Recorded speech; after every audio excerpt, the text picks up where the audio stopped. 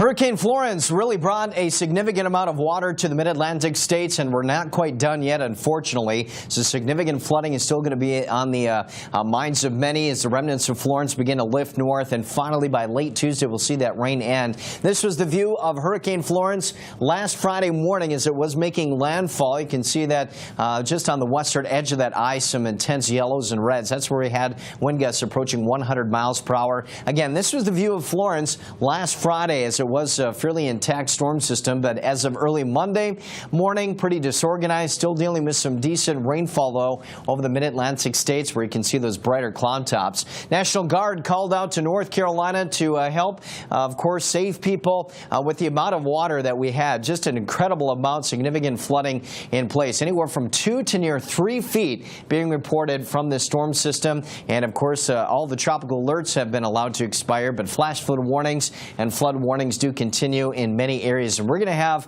this flood concern continue for yet many days as the rivers crest and all of that water kind of disperses through the river valleys, but still maybe up to an inch or more of rain in some locations as that storm system begins to lift off to the north. And then finally, the late Tuesday, we'll have most of that activity ending. So the Atlantic Basin for now is much quieter. Thankfully, we'll of course keep you up to date on that. But Florence still lifting to the north with more rain on the way yet.